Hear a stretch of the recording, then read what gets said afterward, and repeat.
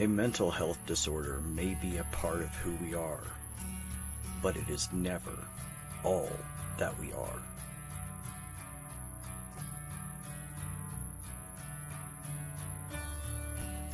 Sometimes you just need a hug.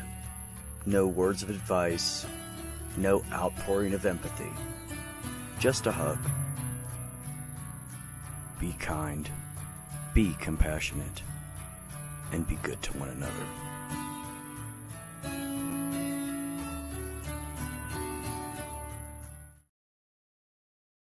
Hey everybody, it's your girl Mama Deb. So sorry about the kind of unreliable schedule we've been keeping lately, but recently we had a friend of ours who was having a marathon to get her viewership up to where it needs to be, and we wanted to support that and not subtract from that, so that's why we didn't go last week. We wanted to make sure that Miss Bree gets all the support and love that she needs, and she made 1,000, so that's awesome. So happy for her. So I'm going to warn you ahead of time. I'm up in my living room because it's too bloody cold in Oregon right now to be down in my garage, which is where I normally do my podcast from. But it's like 36 degrees out and we're expecting snow. So I'm going to stay up where it's warm so that I can actually think and function and not be without a lot of pain. So tonight we're going to talk about trauma bonding in a relationship. And again, this is something that I've talked a little bit about, but I've not gone really in depth with. And I think the thing that's really important is that a friend of mine is really struggling with this right now. And because of that struggle and some of the things that I've just dropped little hints here and there, I really wanted to put it together in a show, and hopefully she will see it and she'll go, oh shit, that is me. And if that doesn't work, I'll basically just, walk up and smack her in the face with it. Just kidding. I wouldn't actually smack her, but I'll be more forceful about what's going on with her and the way she's feeling, because that's just who I am. So let's start with the first stuff. What is trauma bonding? Trauma bonding is when two people are in what is supposed to be considered a loving relationship, but one partner is actually more in love with the fact of having power over the other person and being able to manipulate and abuse them. That type of person is usually a narcissist. So I have to stop right there because I have to tell you guys I'm super excited because my producers both told me it was a good thing. I got my first troll on TikTok when I was saying things about narcissists and putting it out there. So once again, Mama Deb is going to pick on the narcissist tonight. So what happens in the trauma bonding is that person is all in. They're like, yes, I'm going to be in this relationship. It's going to be so great and everything like that. And they start with the abusive behavior, whether it's physical, emotional, mental, sexual, whatever it may be, the abusive behavior begins. Now, they will once in a while set in a little bit of positive reinforcement, which is what all people crave from a loving relationship, is positive reinforcement and validation that they are a good and loving person and they are good and loved. And that is something that trauma bonding, sorry you guys, it's hot in here because my husband thinks I'm dying, so I have to turn down the heater later when I'm done. So what they do is they then put in the positive reinforcements, and the person goes, you've all heard it, oh, they're not so bad. Oh, it was just that one few times that happened. They came back and said they're sorry, they love me, they bought me this extravagant gift. And that is something that is that's the pattern of trauma bonding. So what ends up happening when they are nice to them and they give you that validation and what you think is love and validation, it tells the body, tells those feelings that we're having, tells your body, hey, we're going to release a hormone called oxytocin. Oxytocin is known as the bonding hormone because it is what is released during and shortly thereafter and shortly before childbirth. So that bonding feeling happens. So you're able to bond with your child. So that is what happens for the trauma bonding is they release that oxytocin. Your body, your head goes, because reaction to the hormone goes, oh, I'm going to go to this. I'm going to go to that feeling. Who's the person who gave me that wonderful feeling? It was your abuser. And your abusers do this purposefully. Any narcissist who tells you they are not purposefully, let me take that back. Any diagnosed narcissist who tells you that they are not purposefully behaving this way is lying to you.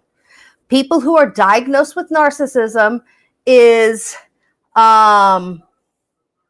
they know exactly what they're doing. They absolutely know. They continue to do it. If they continue with therapy, they can learn not to be that way, but that is something that they are absolutely aware that they are doing. Do not let them tell you any otherwise, because they absolutely are all about what they're doing.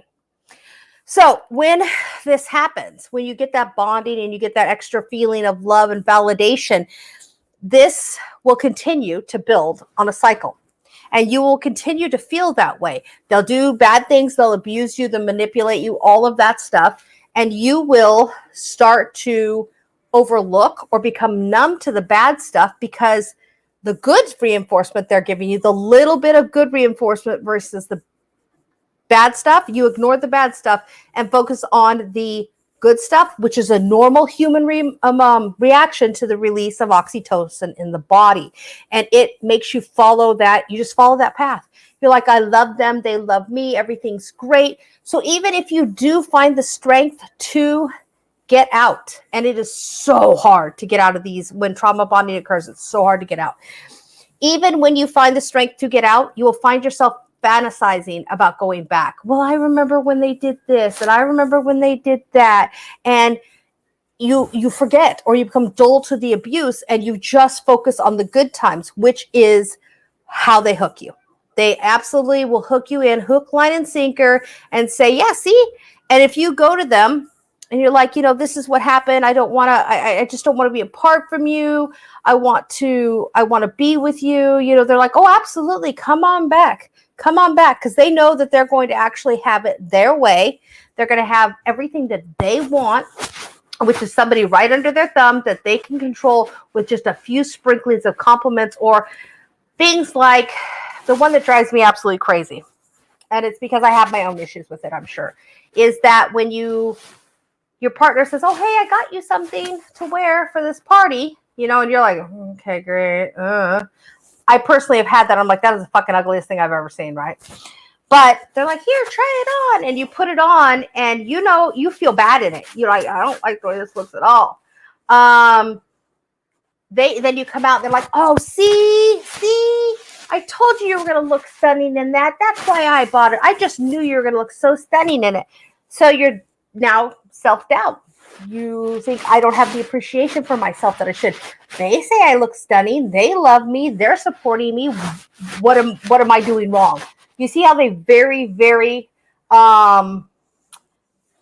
they very much like to turn the tables, and they like to not allow the person who's being manipulated to see the light.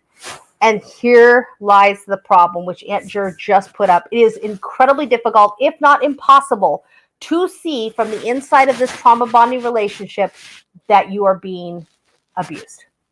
And not only is it almost next to impossible to recognize the abuse, it is damn near impossible to get out. Because you constantly are like, you guys all know what I'm talking about. You break up. Oh, sorry. Is that better? It was me smacking my cord around. I apologize.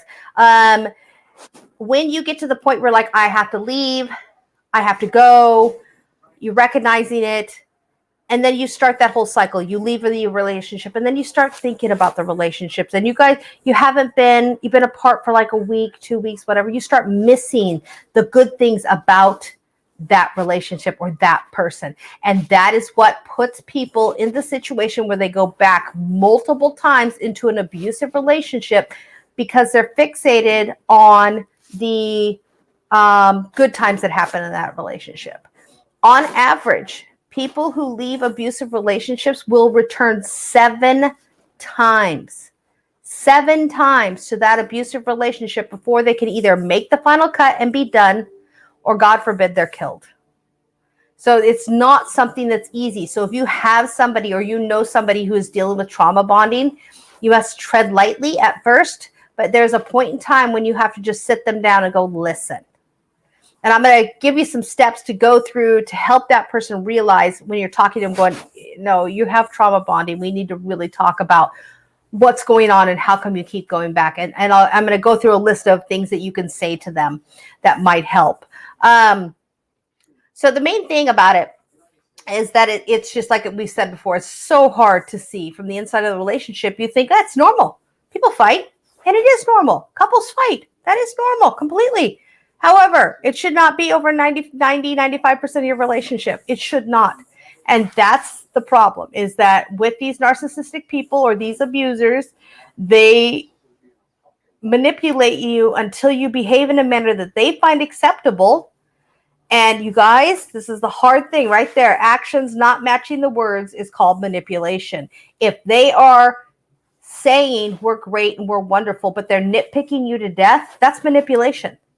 Okay? If they're saying, if you had worn the dress that I picked out for you instead of the one that you picked out, you would have looked better. That's gaslighting. Okay? If you had just listened to me, everything would have been fine. That's gaslighting. These are the things that people who are in these relationships deal with on a daily basis, and they are things that people actually do consciously. I fall back on, if you are an undiagnosed narcissist, then maybe I will give you credit for not knowing that you were doing it. But if you are accredited, you are a diagnosed narcissist who is in therapy, no, you know exactly what you're freaking doing. And I hate it when they play the victim card, which is what my troll was about on TikTok. He said, you're always picking on narcissists. We're victims too. Really? Please tell me more, sir. Tell me how you're a victim in the relationship you're having right now with the person you're abusing. Oh, well, I meant in previous. Well, I can believe that. I can believe that a narcissist has had a previous trauma. I absolutely can believe that. But it does not mean that you get a pass for being an abuser. You can always be abused in your past, which sucks, and I do not wish it on anybody, even narcissists. I do not wish it on them.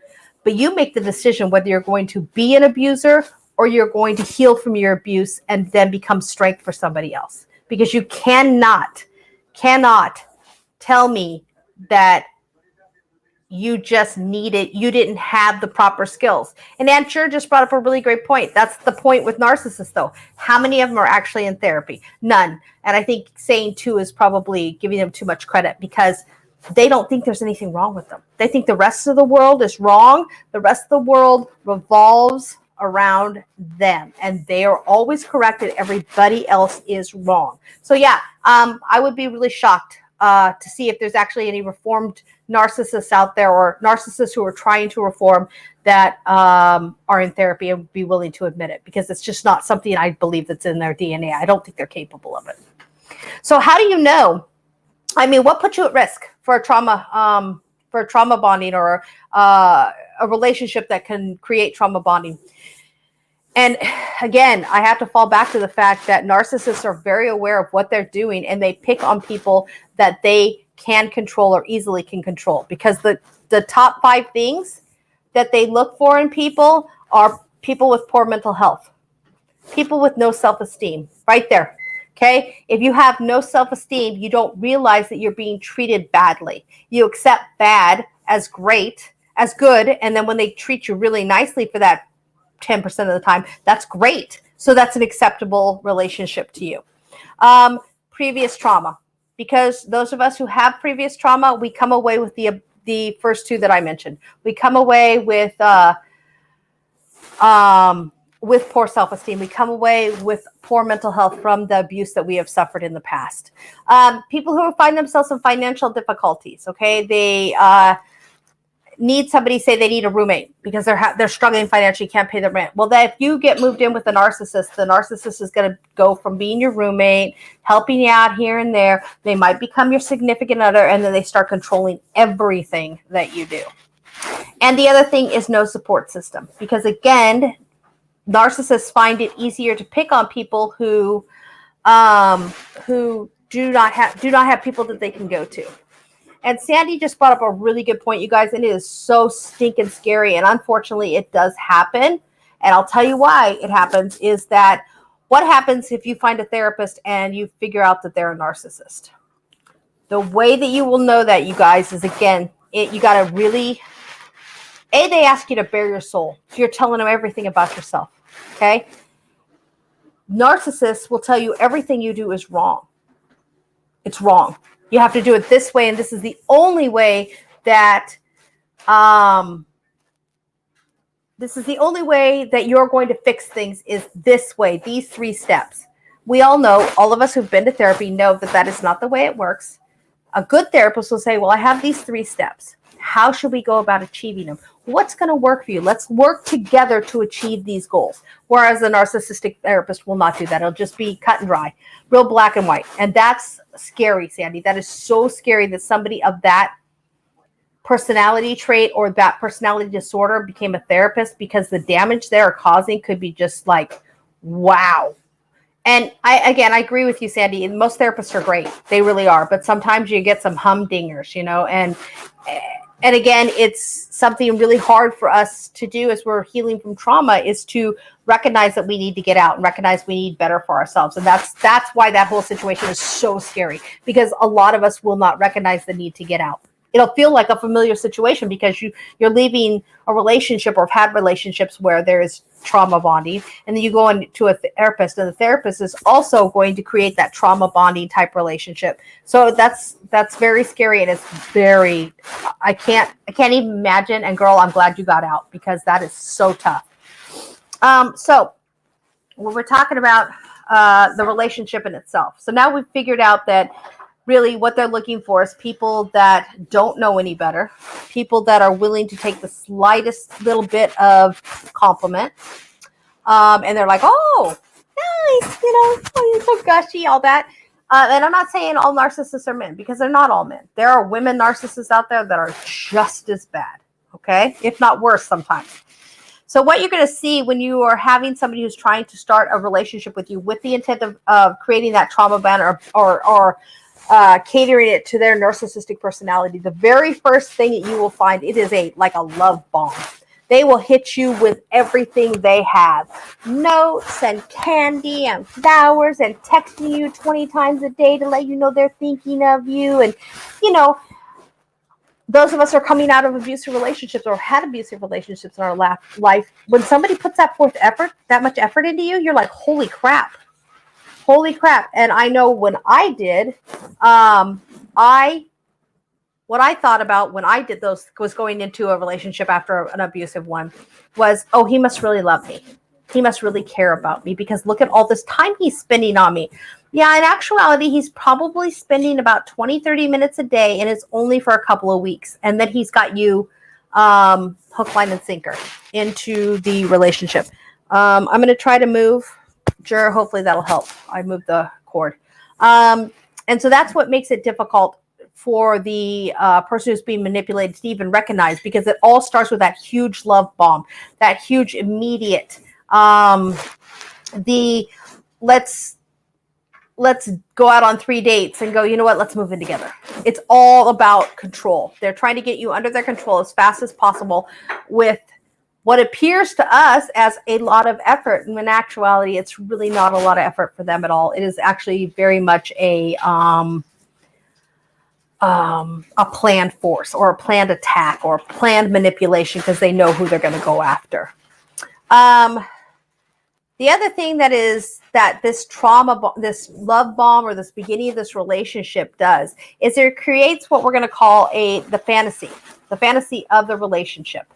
Because when you start to question or fall on hard times, or the criticisms start to be harsh and you're like, whoa, I don't know about this, you will find that people who are trauma bonded will actually go back to the beginning of the relationship, and they will say, oh, but remember back then, remember when it was so sweet and so sorry and so everything was so great and wonderful, and he did all these things. He wouldn't have done all those things if he didn't love me, or she wouldn't have done all those things if they didn't love me. So it can't be a bad thing, right? That's the whole point of that love bomb, is to put you in a place where you're going to remember good things when bad things are occurring. And it's, again, it's a master manipulation, because they're truly abusing you, because they're putting you to where they know you, they know what you're going to do, and they put something in place, memories in place that you will fall back on when they start to demand things that you are not comfortable with.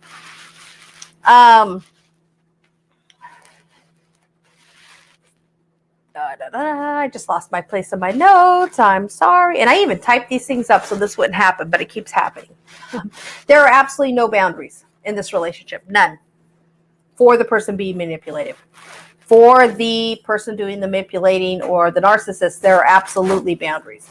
You're not allowed to, but I'm allowed to do whatever. That creates the isolation in the relationship. Because if you aren't allowed, this person who loves you, who's created this great fantasy for you, has spent all this time investing in you, says, I don't like certain people. I don't like that friend of yours. I think she's bad influence on you. I think this is wrong. I think that is wrong. You're going to listen to them because you believe that they have your best interest at heart. So again, it's another master manipulation to get people out of your life so you have nowhere else to turn. And that's one of the things that if you didn't have it before the relationship, at the end of the relationship, you most definitely will have a decreased support system, because that is the way that they like it. They like to be able to control you, and they like to be able to dictate what you're going to do with your money, with your time, with everything. And you're not allowed to communicate any difficulties outside the relationship. And that brings us to our other point, is that you're not allowed. They don't allow you to, but you won't. Even if it is bad, you will not point out bad stuff about the people. You will actually defend them. But, he's not all bad. It's not all bad all the time. There's good points. There's bad points. It's like any relationship. It's normal to have good times and bad times. Okay, yes, it is normal to have good times and bad times. However, it is not normal to have more bad times than good times and think it's a healthy relationship. That is not healthy in any way, shape, or form. And that's why trauma bonding is a form of manipulation, because they get you to think that it is okay to be that way. It is okay to be in the relationship where it's more bad than good, because they've created that bond to make you think that way.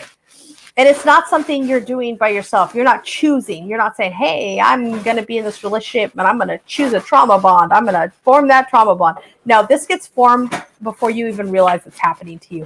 It is another thing that they like to do, is they like to say, well, we're both adults here. You can leave anytime you want. That's true. You can. Where the F are you supposed to go, since they've isolated you from all your friends? You don't have control of your own money anymore. You don't have a support system anymore. If you had any of those things going into it, you certainly don't have them coming out of it or towards the end of it. So when we're talking about, what's the next one I was going to say? The other thing that gets us addicted to this is that high charge of that first part of that relationship, and I know y'all know what I'm talking about when you first start dating somebody and you're just like, wow, and you're attracted to them and you love them and you're like, this is so great, this is amazing. And maybe like 4 or 5 months down the road, you're like, oh, well, it's all right.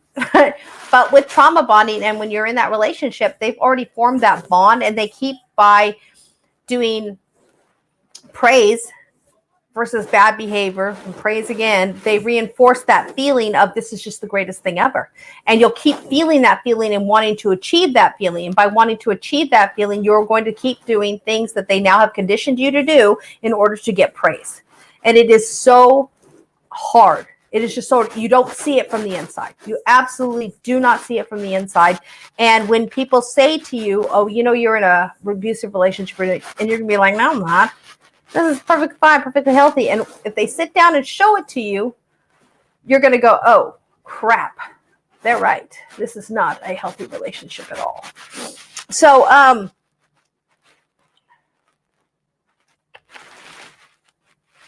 and again, they're very set defined roles in these relationships. You will definitely have the manipulator versus the person being manipulated.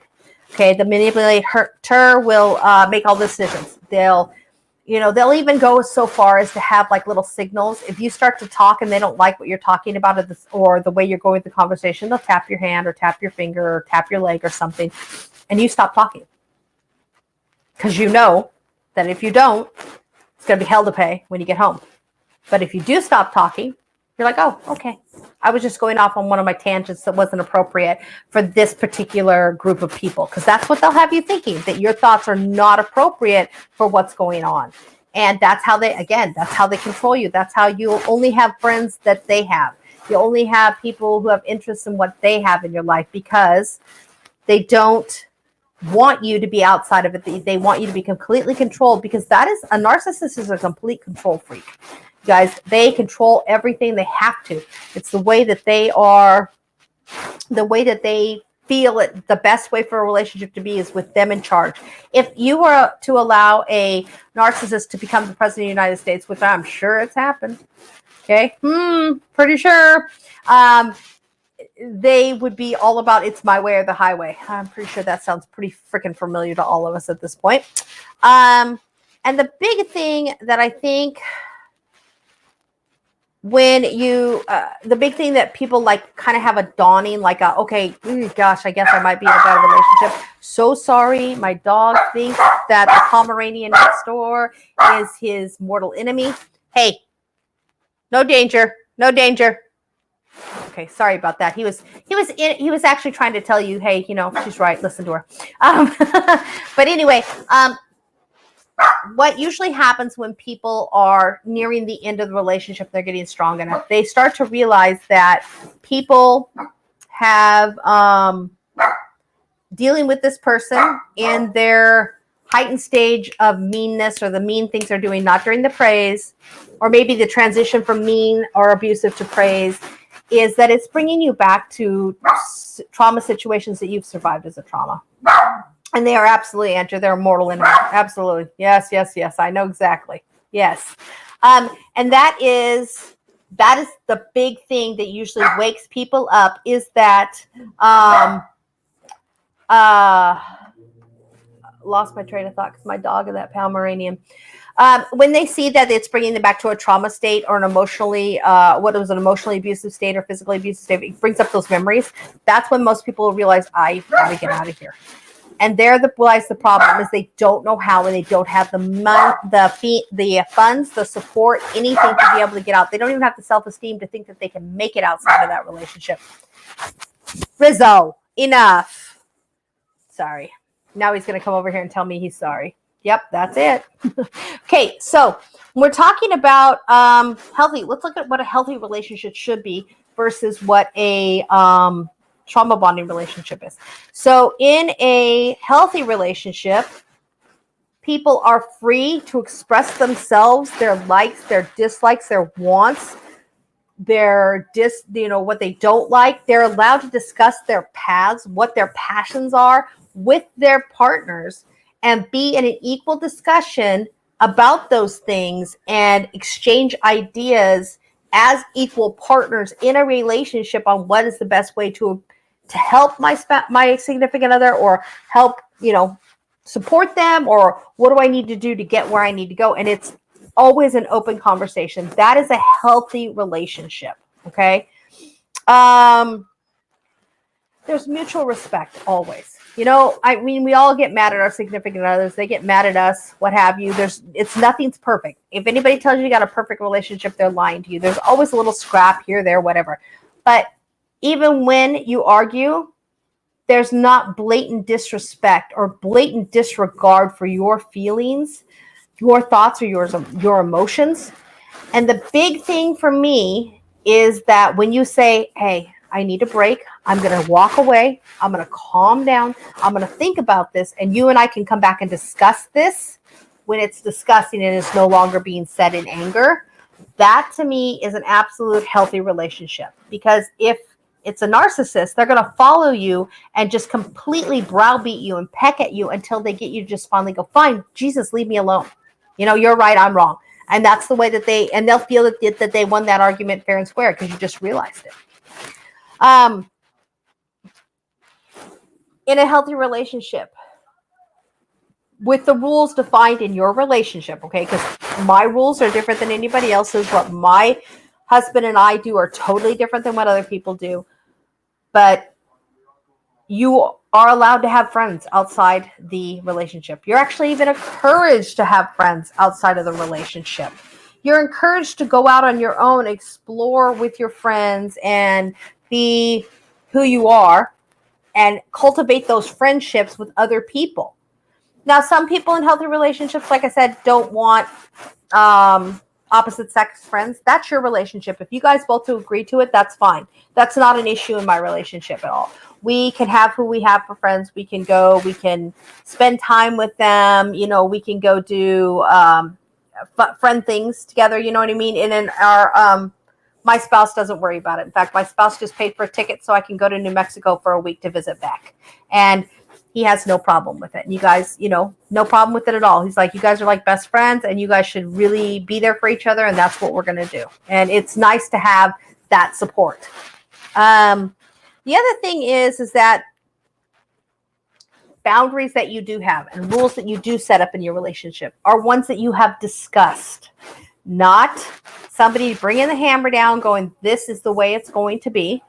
No, that is not a mutual discussion. That is not a boundary. That is a rule that someone who is abusing or manipulating you is trying to make you follow. And it does not work. It absolutely does not work.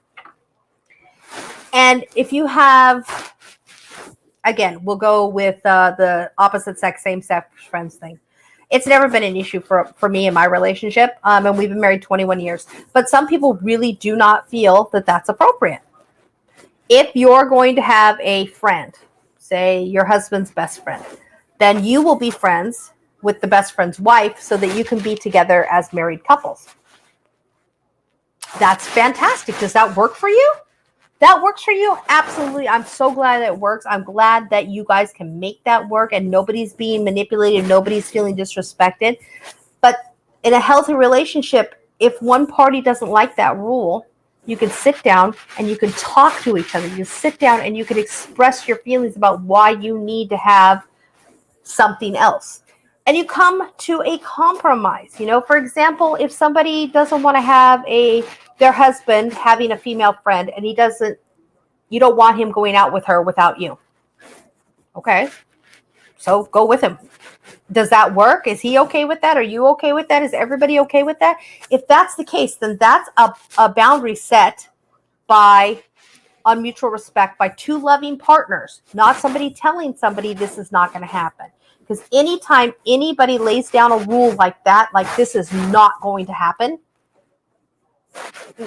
there's no mutual respect there. Okay. If you're putting down, and we're not talking about if you cheat again, I'm out the fucking door, or you cheat again, or this happens again and we're getting divorced. That's a completely different subject, completely different topic, because there's been a breach of trust in that relationship. We're just talking about setting up the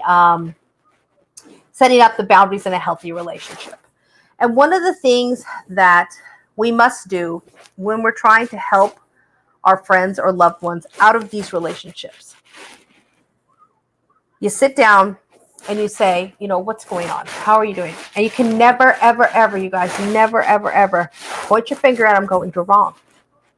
You're wrong. He's evil. He's nasty. Or she's evil. She's nasty. She's abusive. She's doing all these bad things to you. Because that trauma bond is immediately going to make them perk up and go, no, you're not talking about my significant other like that. You're not talking about my spouse like that. That's what the bond does. The bond makes people defend their abusers. So what you have to do, and this actually was talked about in a book I had just finished reading, I think last year, is that you come to them and you say, you know, this happened. And I need some advice. Sure. Let's hash it out together as friends or family or whatever. And the first thing is, you tell them, you know, like everything was so great in the beginning. And basically what you're doing, you guys, is you're playing back their relationship, but not under the roof of that relationship. You say it's somebody else. And you ask them, Ask them. If this was somebody you loved, if this was your friend, what would you tell them to do? And if it's gotten the point home, and if they're ready to leave, they will turn to you and go, you know what? If that was my loved one, I'd tell them to get out. And do not, absolutely do not, right then and there, go, I was just talking about your and so-and-so's relationship, and you just said you'd get out. Come back in a couple of days. Because if you immediately throw it in their face, well, you said you'd leave, they're going to get their defenses up again. So, you come back in a couple of days, and you're like, I kind of noticed something, that situation I was talking to you about with my friend. I noticed that it has a lot of similarities with your relationship with so-and-so. And I'm concerned because you said you would leave. And I want to know if you are ready to leave. Oh, God, my dang mic again. Sorry, guys.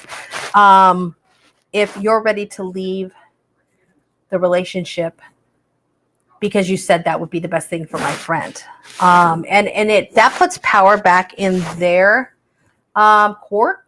And it does not allow for the... it doesn't allow for it. That's not the right word. It does not encourage the defensive mechanism that the trauma bonding can cause to come up. They'll be like, oh, what, really? I'm like, yeah, and you kind of just start discussing it. You never come across accusing. You never come across like, I'm getting you out of here into discussion, because they won't go. And if they do go, they're going to turn around and come back the minute that they see something wrong, or that they think, okay, let's see. Beck hopefully that helped. It was loose, Beck. I'm sorry, you guys. It's very touch and go, a very touchy subject. And some people will argue with me. And the way that I chose to approach something like this is that you're just lying to them. Are you not in a way manipulating them yourself? The answer would be yes. I would be manipulating them. But I think, it's still doing it. Okay. I'm sorry, you guys. But the difference is that I don't have an alternative motive as far as controlling, dominating, manipulating that person. What I want is the best for that person. And if they end up staying in that relationship and they're happy for years, I don't think that they're going to have true happiness. I really don't think it's possible for a relationship that starts out the way that this one would have started, for it to turn into a true loving relationship. I just don't think it's possible, especially considering the fact that you'll always have that one person who's trying to hold. It's almost like, they're codependent also. They try to put you under their thumb, and once they get you there under their thumb, they don't want you there anymore. So hold on one second. I'm going to try one thing, guys.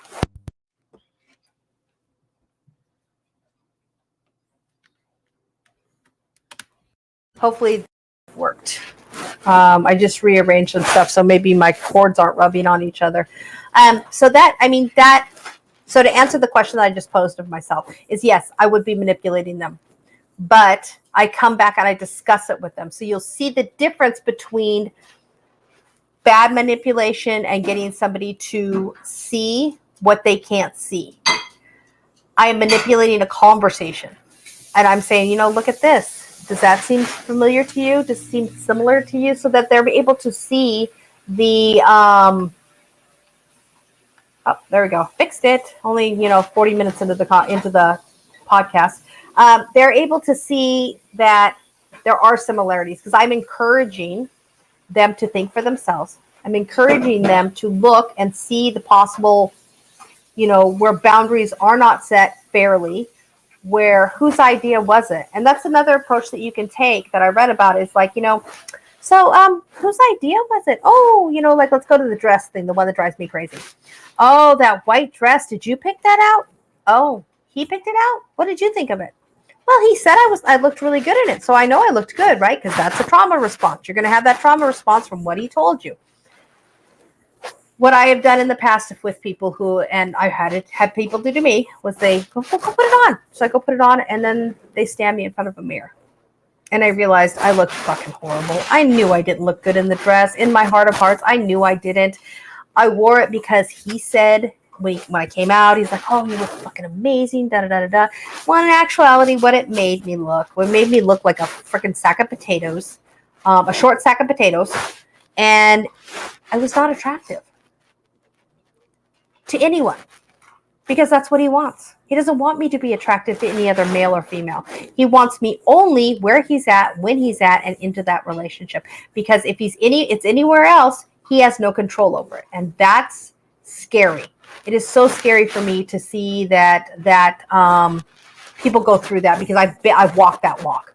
I've to the point that I ended up cut off from all my friends. When I tried to invite them to my wedding, none of them came, because I had basically said, don't criticize my relationship. It's a good relationship. Da, da, da, da. Well, long story short, what ended up happening was I ended up getting physically abused, and I got pushed on the ground holding my newborn daughter, and I called my brother. And thank Jesus for my brother at that point, because I could not have crawled out of that relationship if you had paid me $1 million. I wouldn't have been able to do it. He came down with his Marine Corps buddies with some stuff, some guns and some muscles, and said, you know what, she's leaving. She's leaving. She's absolutely leaving this relationship. And, the cops got called, and when they got there, the abuser, the manipulator, he disappeared because he knew he was wrong. He knew he was going to be put in a situation where he was going to be told he couldn't stop me. So, I left. I could only take very few things, but I left. I unfortunately went to my mother, who's also a narcissistic pain in my ass. But you know what? It was better than the physical abuse. And I eventually did get out, and I'm healthy now today. And my beautiful, wonderful daughter has nothing to do with that person, because he tried to be the same way with her. And when I saw it happening to her, I was like, oh no, I don't think so. So we really did, really had to cut off that relationship and make sure she had a healthy relationship with her stepfather, so that she could be, okay, this is what this is supposed to be like. This is what it's supposed to be. It's not supposed to be this other crap that I was being exposed to. So, guys, I'm so sorry that this is still, like, every time I move my head, I must have had my headphones sitting funky or something while they were down behind me when everything was put away. And I'm going to slaughter this name. Carlitha? I hope that's right. I hope I got that right. If I didn't, please correct me. You're quite welcome, darling. Anytime I can do any type of subject matter to help anybody else, and maybe something you just want to talk about or anything like that, please, you guys, please send in your requests. Send in your thoughts and stuff you want to talk about, because Beck I do. Beck just looks at me and laughs sometimes. I bang my head up against things, so I'm like, didn't I talk about that already? We shouldn't talk about it again. And he just laughs. He's like, Deb, you can talk about whatever you want, but I like to keep my content fresh, and with his help, I do, because he will tell me if I'm repeating it too much. Like, I've been on the narcissist kick probably for like 6 weeks now, and we're going to continue on it, because there's actually like 4 or 5 more subject matters that we need to talk about, that to really help us all heal and recognize these people before we get into deep. And one of the big ones, you guys, is that we're going to be talking about in the future is what do you do when you have a narcissistic parent? And how do you protect your kids from going into a relationship with a narcissist when they're a teenager, when, they're going to argue with you because the sky is pink today, not blue, or it's green, because that's exactly what teenagers do. That's their norm. They will argue about everything because they're just trying to find a way to express themselves in a healthy manner. It's infuriating sometimes, but that's something that we do, and it's so hard. And as parents, that's something we really do need to protect our children against, is predators. And narcissists are predators, whether they be the same age or not. They are predators. So, so I think I'm going to wind this up for tonight. It's getting ready to snow here, because I can feel that the temperature's dropped. Even inside my house, it's starting to feel a lot cooler. And the heater has not stopped blowing since I got on the air, so I know that it's cold outside.